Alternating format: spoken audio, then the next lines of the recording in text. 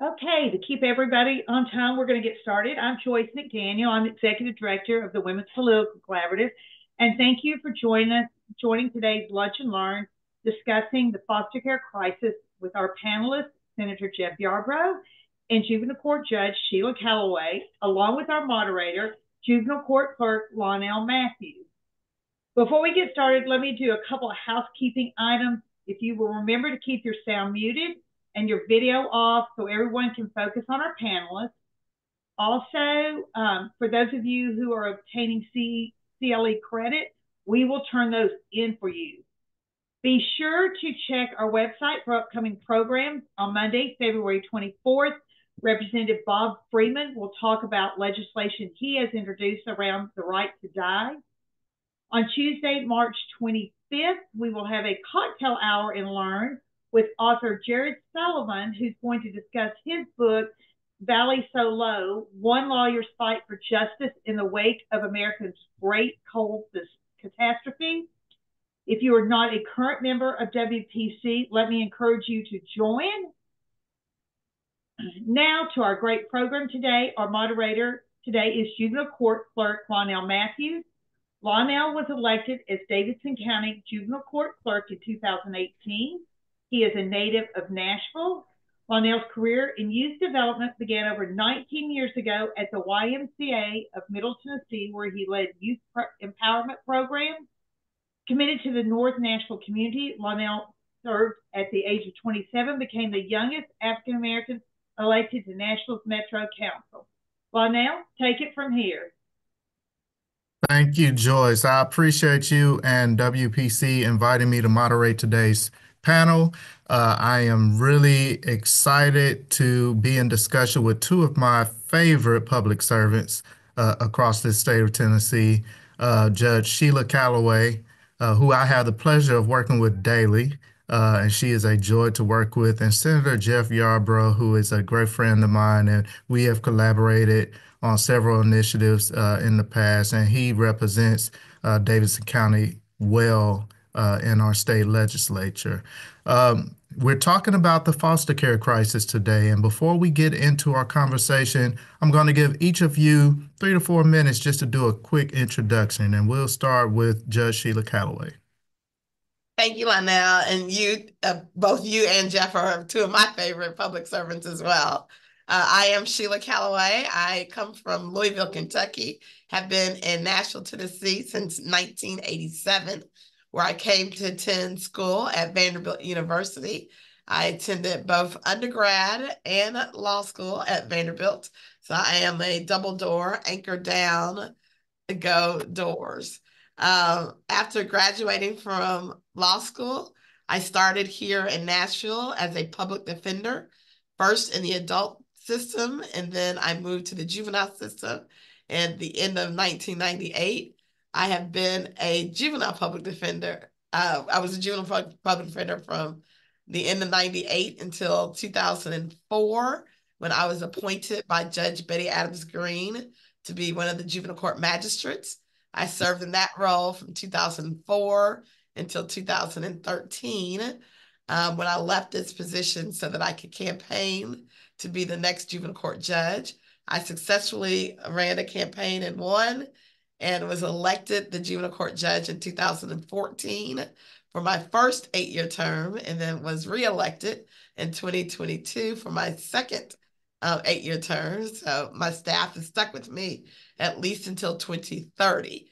As that role, I believe that is the role of the court, to prevent problems, to promote the positive potential of everyone that we come in contact, our children, their families, my staff, and to promote fairness and hope throughout this system.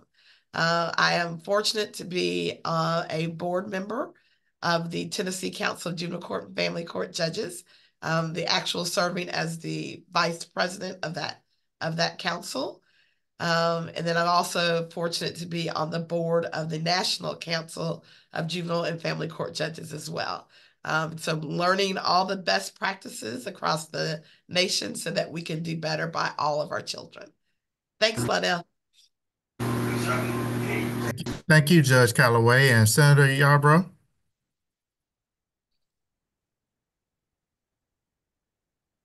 Sure, thanks. And thank you, Judge, and thanks, Linnell, and thanks to Joyce for pulling this all together. I'm excited to be here today. I'm Jeff Yarbrough, and I'm a state senator representing about a third of Davidson County in the Tennessee State Senate. And I don't have the joy of working with my co-panelists every day like they do with each other. But man, given my company on a day-to-day basis, the legislature, I really wish I did, because these are truly fine public servants. I've got a room going on next door. So fine public servants. Judge Callaway and I actually started working on kids issues together before either one of us was elected to anything. We were just volunteering in high schools on a joint project. So I know that these people really do have children at the center of why they're in this business. And so it's a joy to be here. I'm not from Nashville originally. I mean, nobody is anymore, but I did grow up close. I'm actually from Dyersburg, Tennessee originally, which is a small town in the western part of the state.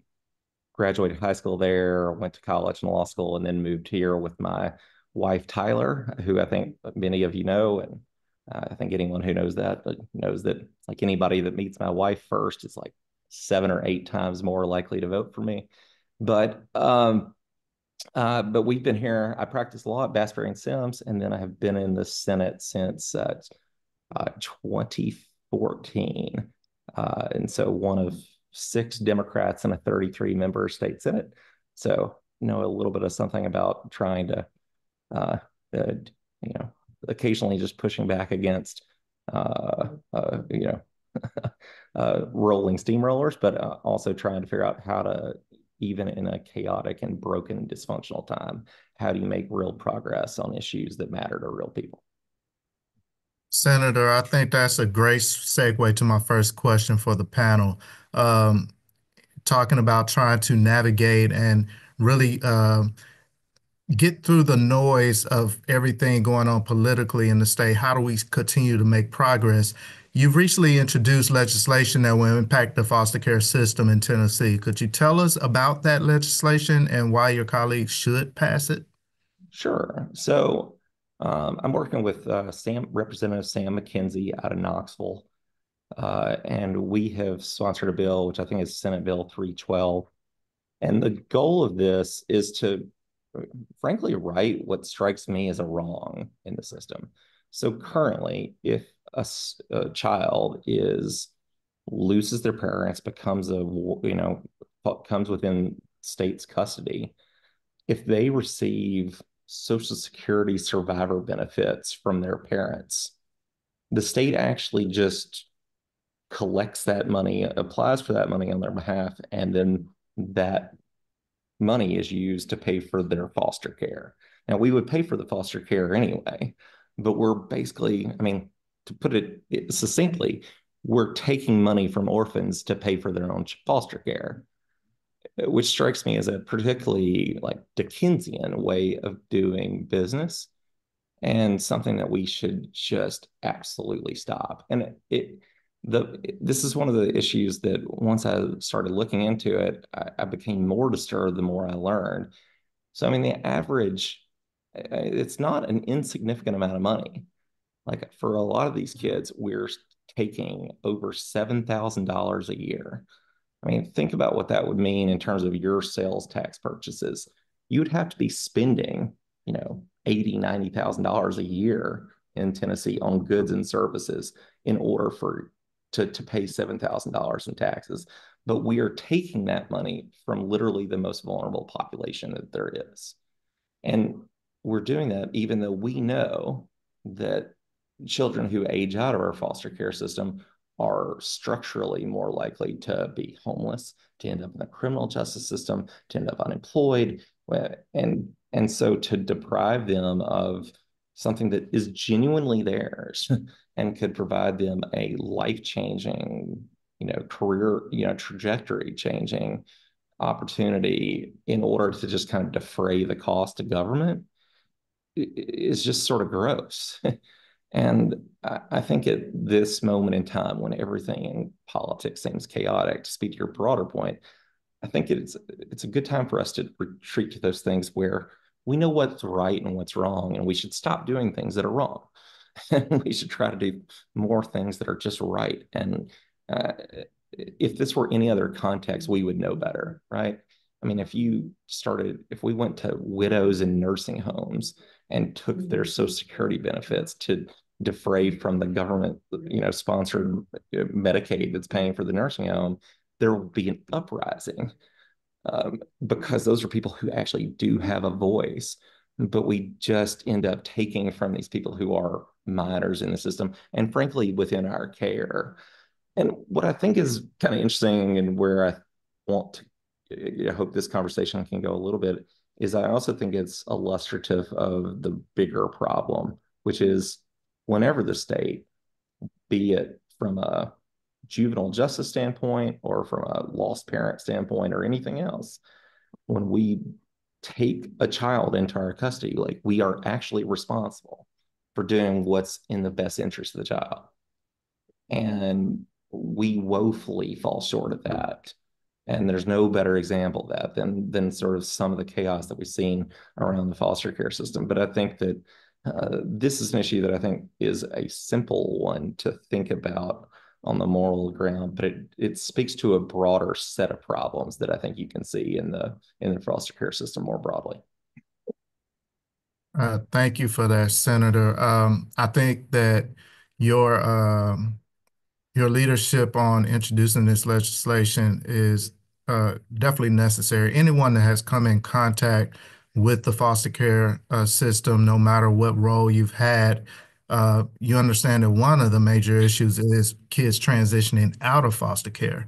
And this could essentially give them the catalyst that they need to make that transition a little easier and begin their adult life as they're transitioning. So, and I want to thank Joyce. She dropped in the chat a link to the legislation if you want to view that, and also a link to the WPC website. Judge Callaway, Senator Yarborough brought up that the legislation speaks to the foster, well, it's one part of the foster care system, but it speaks to or it highlights or spotlights some of the other issues. Can you tell us what are some of the biggest challenges facing children in Tennessee's foster care system today? Thank you, Lionel and Jeff. I appreciate or Senator Yarborough, I appreciate your work on this legislation. And as you said, we've been working together for many years trying to make our systems better for all youth, whether it's through the education, through Department of Children's Services, through juvenile courts. I appreciate your work that you've done on this. And I just want to kind of level set to make sure everybody understands the way that people go, our children end up into the Department of Children's Services custody. There are a couple of different ways. The main way is that they end up in DCS custody as a neglected, abandoned, or abused child. We have a total number of youth currently in Department of Children's Services custody is about over 12,700 youth statewide in the custody. The numbers for Davidson County, we have about 700 youth that are in DCS custody. These children that go into custody as neglect, dependent, abuse cases are youth who absolutely did not do anything. Something happened to them. They were neglected or they were abused and they were placed in custody. For newcomers to the custody realm, for a youth that comes in for the first time, there's about a 33% chance that they will be in at least 3 different placements before they ever find a permanent placement or before they ever are reunified or released from custody. So what that means is you might be a 3-year-old that someone, your parent, abused you or neglected you in some way. Then you go into the Department of Children's Services custody. More than likely, you will go from one placement for a little while, and then you'll go to another place. All your stuff, whatever they have, and whatever bags you got, will go with you to another place. And you'll stay there for a little bit. And then you'll go to another place. And then you'll stay there for a little bit. And then another. Imagine yourself as a 3-year-old, as a 6-year-old, as a 10-year-old, not understanding why you're moving, why you're not where you used to be, what's happening to you, and where you're going. Not knowing the people that you're being placed with, not knowing anything about them. This is what our foster children go through. And so when we talk about what's rightfully theirs, and what's rightfully theirs, as Jeff explained, is that they have a right to have their money that they would receive. If they were to lose a parent and they were in a relative custody, there would be absolutely no doubt that that money would stay with them and they would get that money.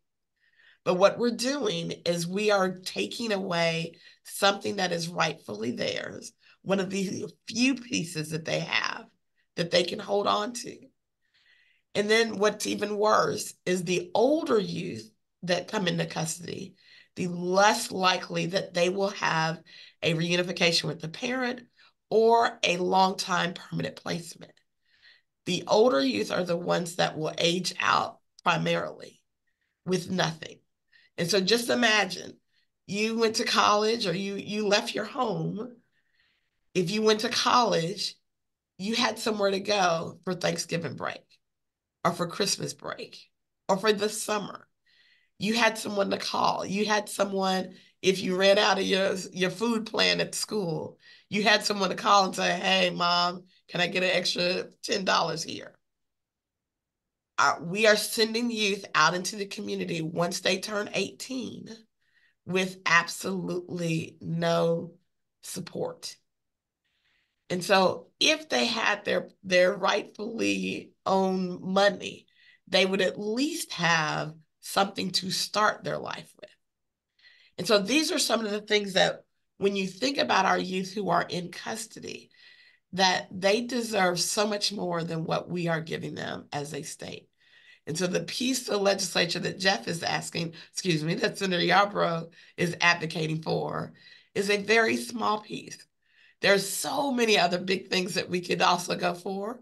But let's start with this one thing, at least, giving something back that our youth absolutely deserve to have.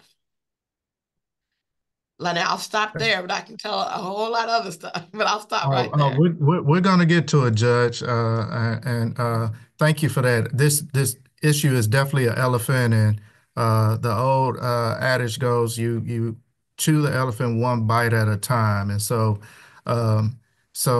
I do want to transition and ask a follow-up, Judge. Especially you talked about how often or how frequently children have to move within the foster care system. I kind of want to ask you, why are they having to move so frequently? And I guess a added question to that, do we have enough placements for youth in the foster care system? Yeah, so that's a lot, Lionel, that's a lot. First and foremost, we do not have enough placements for youth, number one. And we don't have a good system of getting them to a permanent placement as soon as possible when they go into custody. And so if you don't have enough placements, what you're doing is you're placing one kid in this place. And then if that's too many kids in one placement, you got to move somebody out so that they can have room. And so it's like we're in a never-ending emergency cycle where we're just moving kids from place to place until we can find some stability for them. And that could take years on many kids.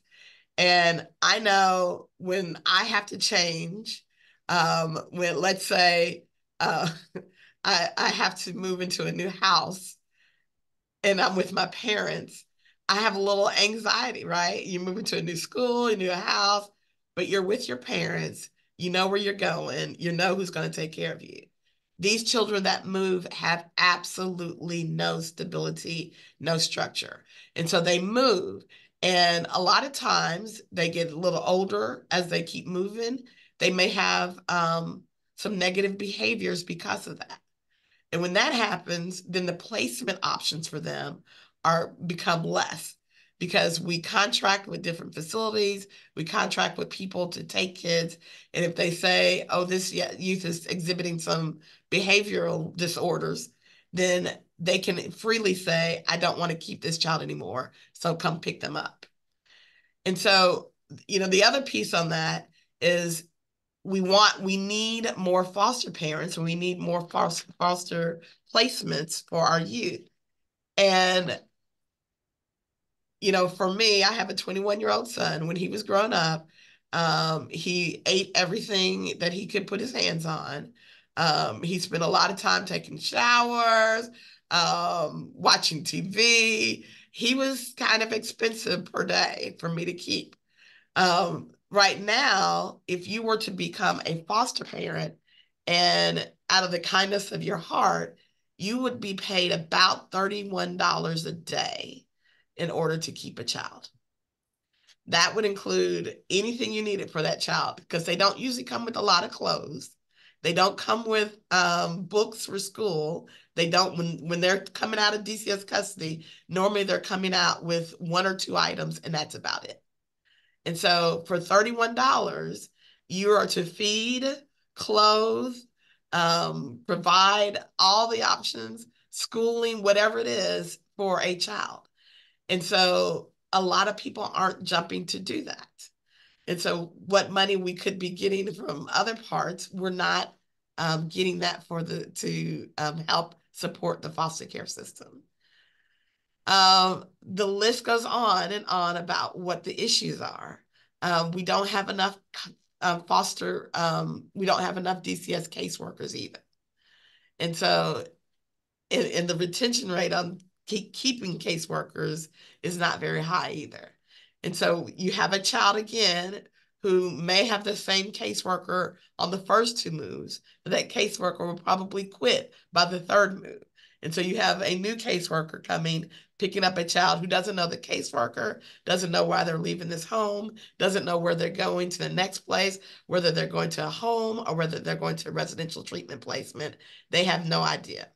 And that also causes a lot of anxiety for a lot of our youth. We have waiting lists for youth who need medical and mental health services. And so moving from a place to place is going to cause anyone some trauma and some angst.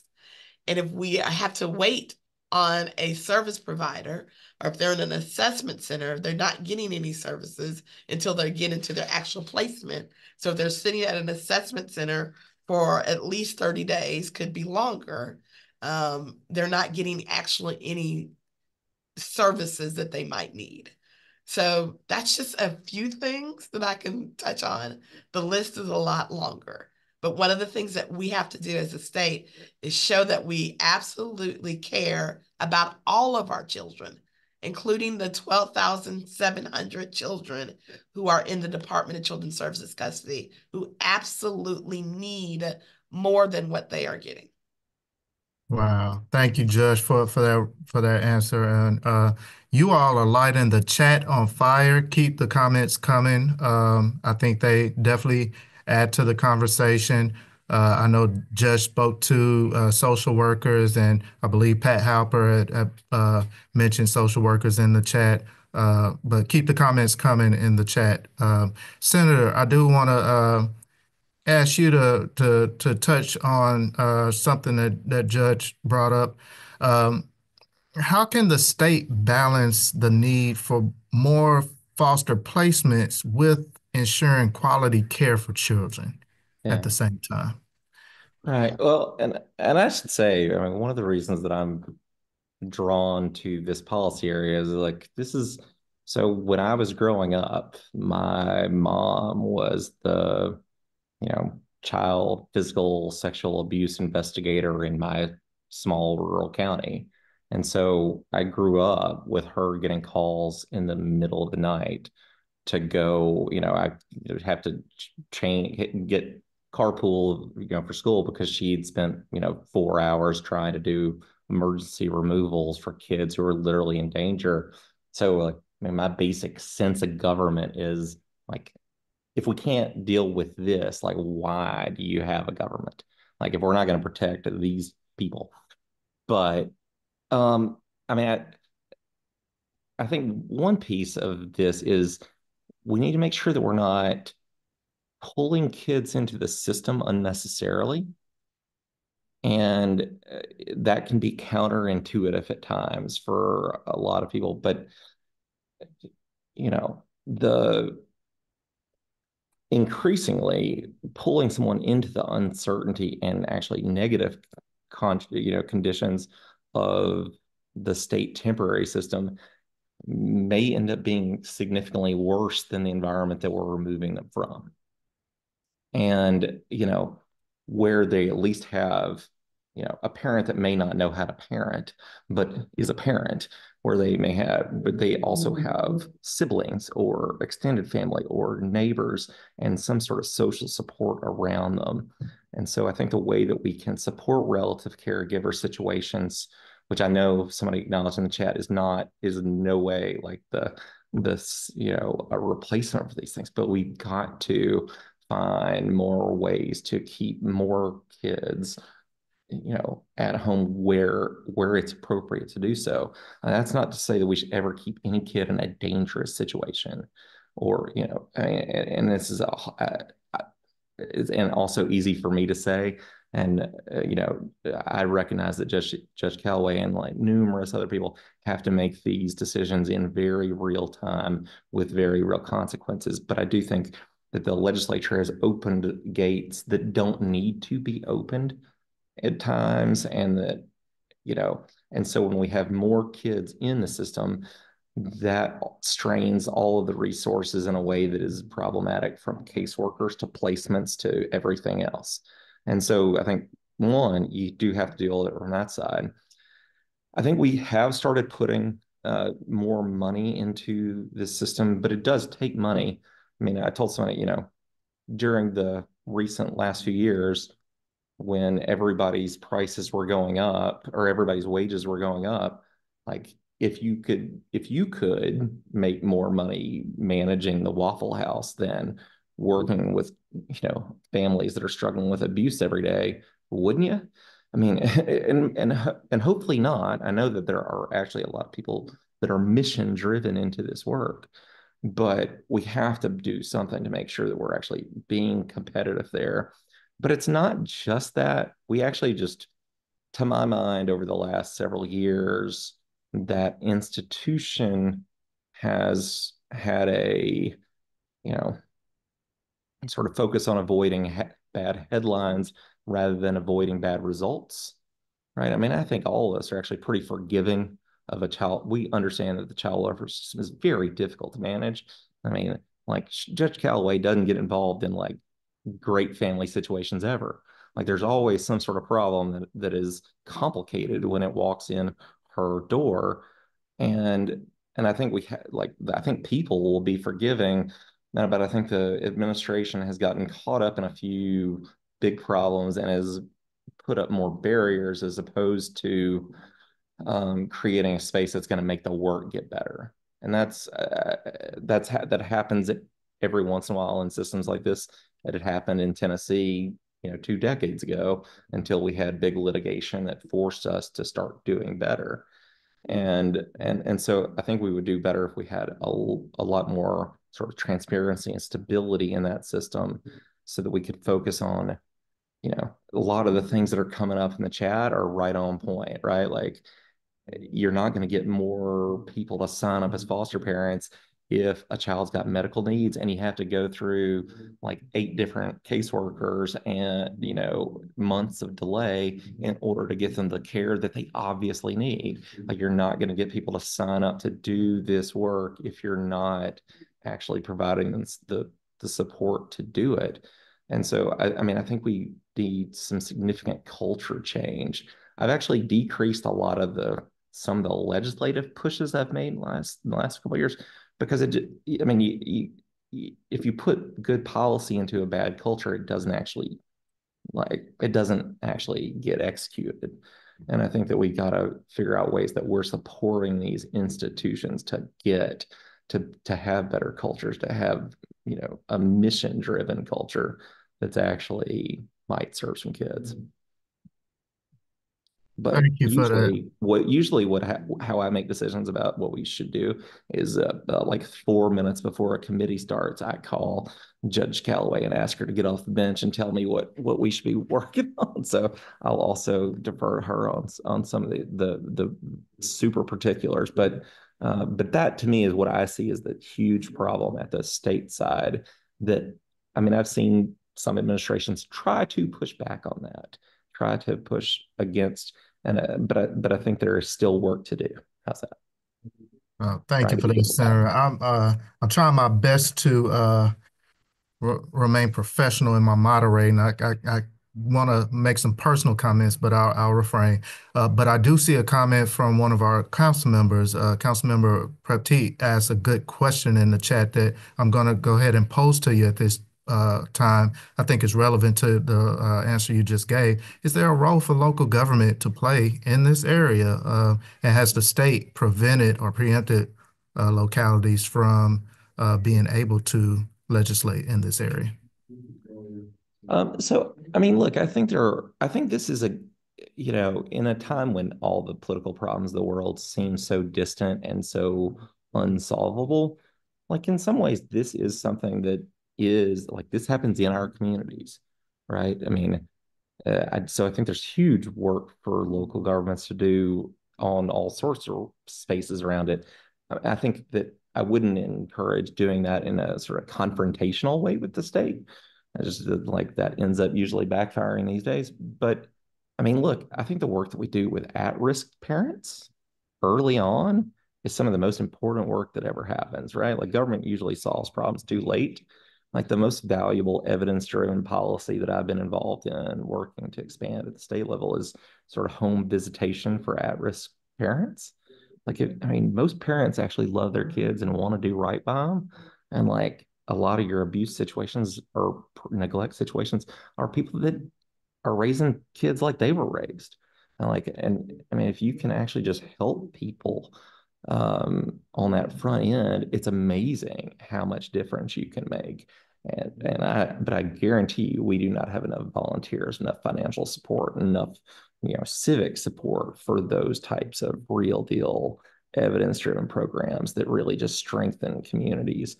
I mean, and it's you know, so I think getting sort of before keeping fewer families from ever getting that phone call made and getting into Judge Callaway, you know, his court or into the foster care system is the most important work to do. But then I think there's also work where we can do about how do we make this a place where, I mean, look, you know, being a social worker has never paid very well, but you know, we're asking people in Nashville to live in a place where it's $2,000 a month, you know, to rent a, you know, a studio apartment, and then we're asking them to take the, you know, jobs that don't pay anywhere near what would be competitive for the skill set. And so I think, how do we figure out ways to really drive the workforce and stability that maybe the state paycheck and institution might not otherwise be providing? Those are a couple of ideas, but then I'll defer to others on that too. Thank you for that, Judge. I mean, I'd love to hear your perspective on are there any policy changes we should be thinking about, or judicial reforms? I know you are definitely a judicial reformer from the work I get to see you do every day, and we work both with the state and local government on policy changes that affect our court. What do you see from the bench? What's your perspective? Yeah, and I think everything that Jeff said is so appropriate. You know, first and foremost, we don't pay our social workers enough. We don't pay our attorneys enough. When you think about a juvenile court case, everybody on the case gets an attorney. the father gets an attorney, the mother gets an attorney, the child gets their own attorney. And we are the absolute lowest paid appointed attorneys in the country. And they got a little bump up last session, but it was not even half of what they requested, and it nowhere is what you get in other states. And so we have attorneys who cannot keep their business afloat by taking juvenile court cases. And so what we end up having, the same way you have very few social workers, you have very few attorneys who want to handle these cases because they take forever. If a kid goes in custody at 5 years old and they don't find a permanent placement until almost aging out, 18, that attorney is expected to represent that child that entire time. However, there's a cap on how much money that attorney can receive for taking that case. And so we're asking for attorneys to give probably years of pro bono work for these cases, and they can't keep up their own practice for that. There are definitely things that our local court or local government can do as well. And I am always proud to be a part of Davidson County, because every time we think there's a gap in our system that we need to fix, how can we fix it? We come up with a way. We don't rely on the state to fix it through the Department of Children's Services. We make a program. And so, for instance, we have a program called the ARCH program, which does exactly what Senator Yarbrough suggested. We work with parents who haven't lost their kids in custody, but maybe their mother is keeping the kids for them to get back on track. Whatever it is, we work with those parents to kind of prevent a custody episode and to make sure that they're getting what they can to become better parents, so that they can keep their children with them, with the family, or with them. And so our ARCH program does what the Department of Children's Services caseworkers should do for kids that are in custody. And so when we knew we had a need, we asked Metro Council for the funding to support that program, and we were able to get that. We also have several programs that we run through our parental assistance court, our parentage cases. And so as a juvenile court in the state of Tennessee, we're more of a family court. And so we all handle the neglect dependent cases. We also handle cases of parents and custody issues and child support. And so for us, what we decided to do is, knowing that our kids come into custody if they are in household that parents aren't getting along or are fussing with each other, what we call one of the adverse childhood experiences that causes issues and trauma and brain development issues with our children. We try to make sure that we're on top of that. And so we developed a parental assistant court specialist program where we get part funding from federal 4D funds, as well as from our Metro government match to those, so that we can do the work of working with parents on how to become better parents. We also partner with CASA, court-appointed special advocates. And what people can do in the community is support programs like CASA. CASA directly works with those youth who are in Department of Children's Services custody. A child who has a CASA volunteer is more likely to have 0 changes in placement and to be reunified with parents or with a safety placement a lot quicker than children without CASA advocates. And, CASA is a nonprofit organization that brings in volunteers that kind of operate as social workers on those cases. And so what the social worker can't do, our CASA advocates can absolutely do it. They can find relative placements. They can find family and friends to support that child. They can find better placement than what might be available in the Department of Children's Services. And so youth who have CASAs definitely fare better. And so for those who want to help, you can be a CASA advocate. You can also help to support CASA in their fundraising as well, because they are a nonprofit. And I will also, I see in the chat that we have a question or a statement about Safe Babies Court. Absolutely. There are, I think at this point, 15 to 19 jurisdictions in in Tennessee that have a Safe Babies Court. And this is, again, as Senator Yarbrough said, these are for both non-custodial cases and custodial cases for kids who are in custody and kids who are not in custody. It is a program that develops more intensive services early in the child's life, 0 to 3 for the babies. And it helps the parents to learn how to parent better. It gives them a extreme support service, and they're having meetings on a regular basis. They're meeting with a team of people, and that team is there to be supportive of that parent so that they can do a better and more appropriate reconnecting with the family and the child. And those youth that get, those babies that go through that program have a better success rate as well. And so these are definitely things that local governments can help with, along with the state government. The Safe Babies Court started off in Davidson County as a local grant fund that we went after and got, and then it expanded across the state. Now one of the senators is taking up, Senator Hale that's his, like, to say it nicely, that's his baby. And he has helped to fund more and more of the Safe Babies Court across the state each and every cycle that we've had an opportunity. So there are definitely ways that we can change the narrative and do more work on the front end and more preventive work.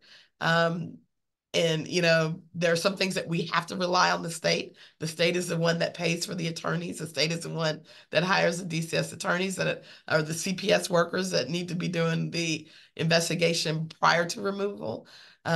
We definitely need to have a better set of CPS workers, more of them, and probably more culturally responsive as well. There are a lot of things that we can do locally, but there are a lot of things that the state has to do, and the state has to step up, make sure that we're doing the best that we can for all our children, make sure they're getting everything that they deserve and that is rightfully theirs. Wow. Thank you, Judge, for talking about how we all could get involved and pitch in to try to help improve this particular system. Senator, what can voters and advocates do to help with pushing meaningful legislative change? Well, look, I mean, I think, well, first, let me answer that question in a way that's different than I do in most circumstances. I mean, usually when somebody asks me that, it's like, how do I advocate to a legislator? I think this is a place where we need to think about how do we advocate to and empower families that are actually affected to advocate for themselves as well. Yes.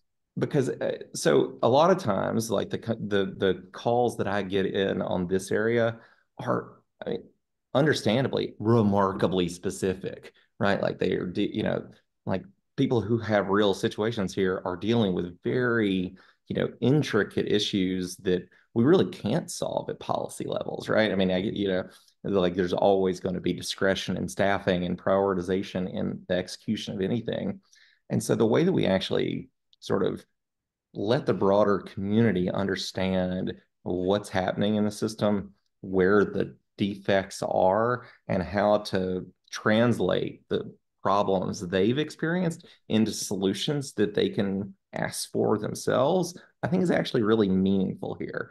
Like, I mean, I think a lot of people just don't know what the law is. Usually I don't know what the law is out here, and I'm decent at knowing it. This is a really complicated system that changes a great deal, and we are asking literally the kindest, most generous people on the planet who are doing something that most of us wouldn't do, and taking on burdens with, you know, with kids in really hard situations and we're not making that easier for them at all. And so where we can support with information and assistance on how to direct their advocacy, I think that's a real gap in this environment that you know should be taken on. And I'm somewhat giving this argument here because I'm looking at the comment section. This is like the most informed chat I've ever been part of. Like this is, I mean, I've got ideas for legislation out of this. Questions that I got to follow up with departments. I mean, but I don't. But do remember, like, there's lots of people that got lobbyists up there every day, and it is not. It is not these kids.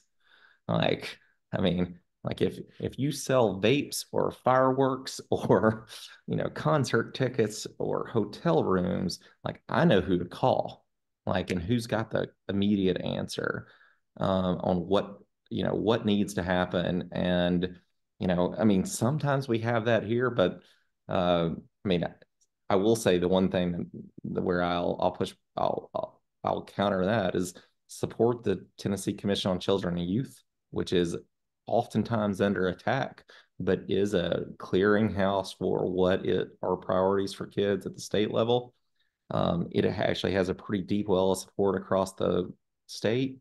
I also think the thing that we have to do, I mean, this is primarily a Nashville group.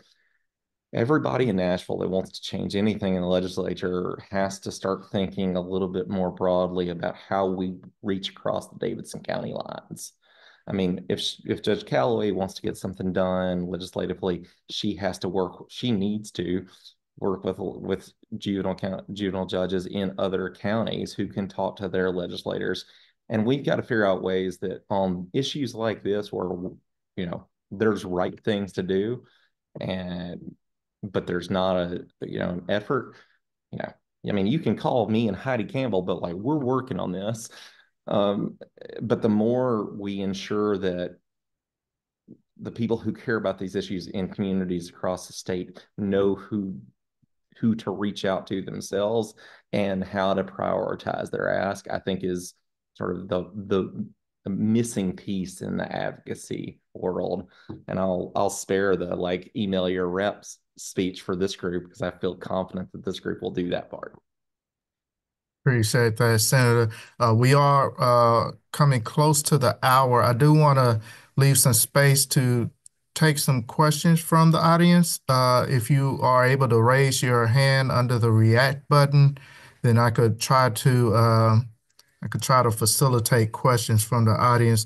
Or if you just simply want to come off mute, and hopefully everyone doesn't come off mute at the same time and won't make it difficult. But are there any questions from those that are in the audience? Yes. All right, Ms. Huff. So, hi, thank you all for doing this. This is so very needed. And we need to have a lot of these type of conversation. And because of our children that are being removed and taken away, I want to know if we can go back to the beginning where we have to do an investigation, a thorough investigation before children are removed from their homes. And because sometimes families have to work over and someone called and said, well, that child is being left at home, but they 10, 11, 12, or whatever for about an hour. The children are taken away. Now they're in a system, and now it's a burden on the system to take care of these children. So we have to do better on that.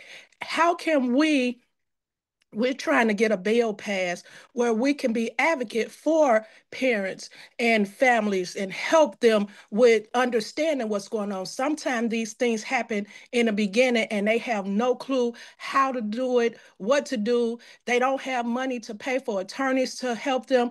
And sometimes these cases are so minute that a little something and we can clear up this issue, but then now it's going through the system. I have a child that I've adopted, and her family, it was well needed.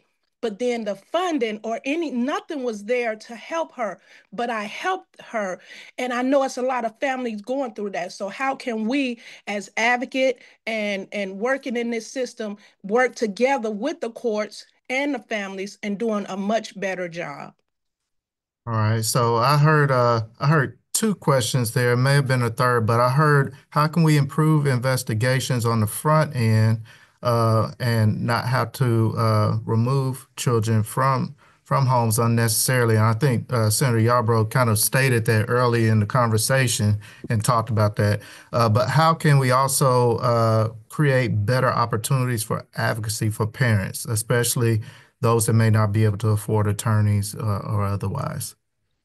The upside of it, I'll answer in a little bit of a broad way, and then, as I usually do, rely on Sheila to give me actual ground-based expertise. But at a policy level, I think that we do actually need to get clearer of articulating that typically the best case scenario is we actually want kids to be raised by their parents, right? Like, and if we can keep them in their family and in their community, like, that is a huge, huge win.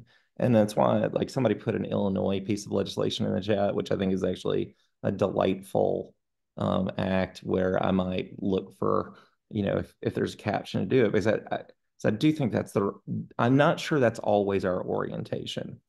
I mean, I work with a lot of my colleagues who are very pro-adoption. I'm very pro-adoption. Like, I know that, I mean, we just talk to people who are adopted parents here, but sometimes that can actually, we will,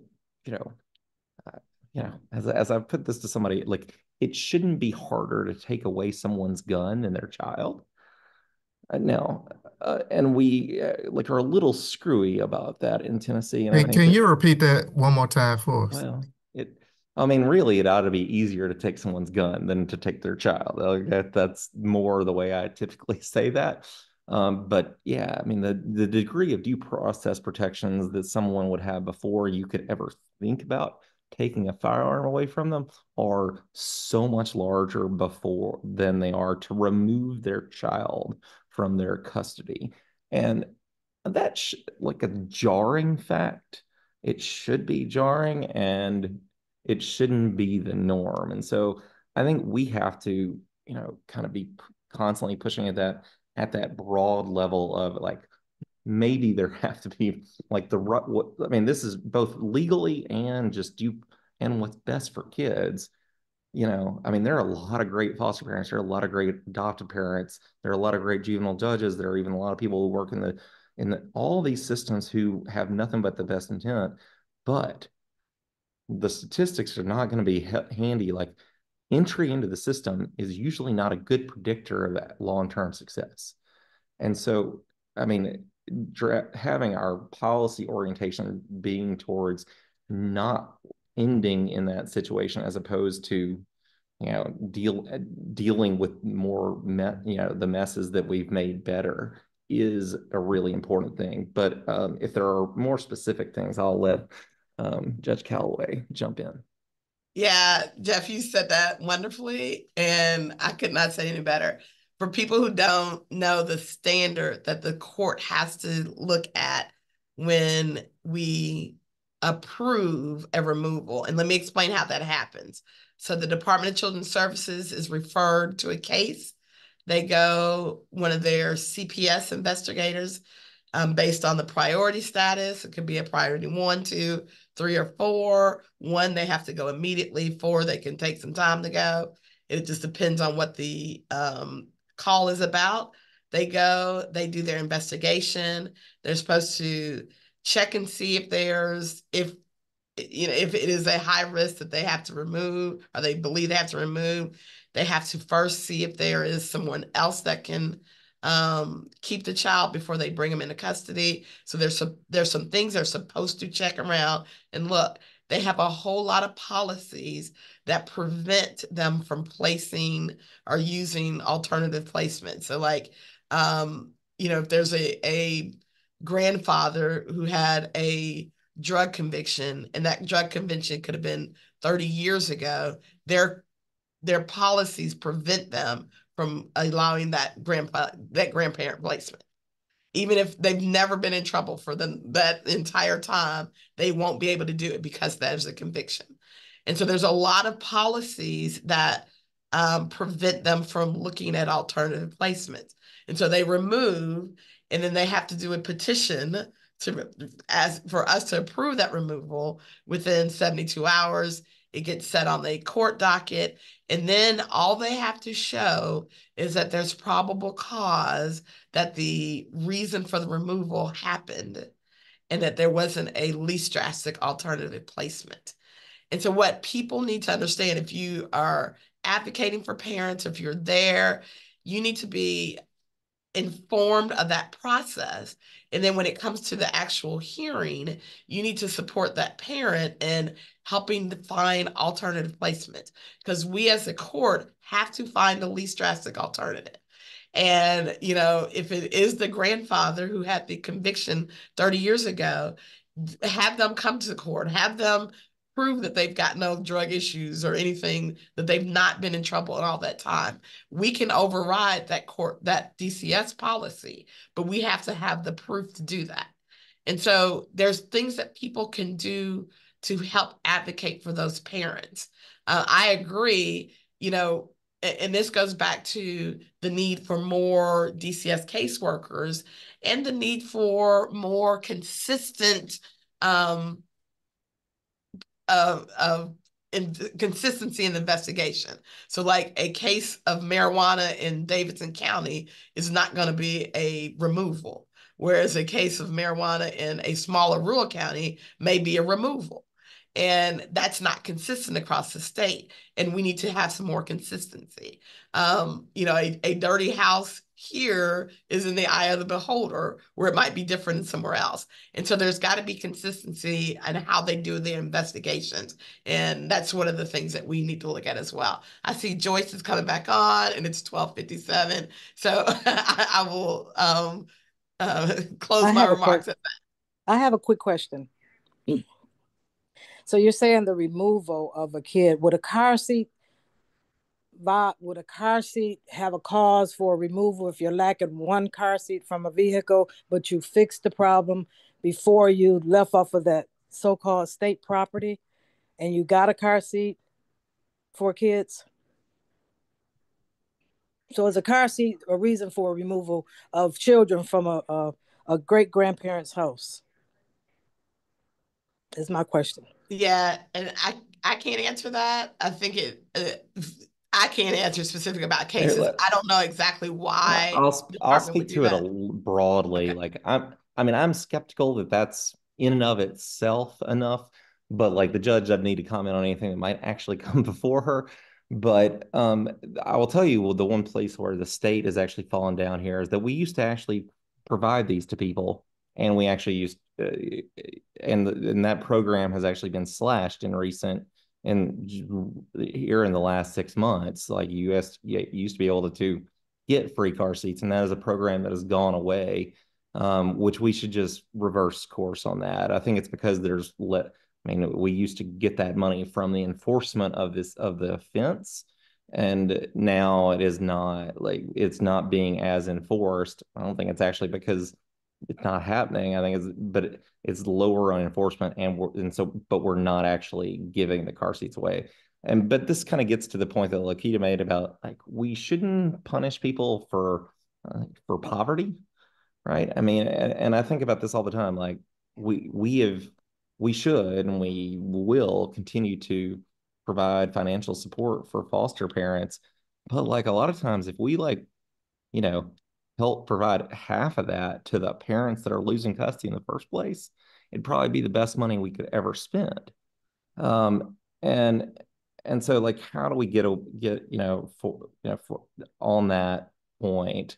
My more subversive idea, speaking back to the removal, would be to actually let the courts and judges like Judge Callaway refuse removal unless the state has a place that is a better placement, so that we could actually judicially call out the state for its failure to provide adequate resources for kids.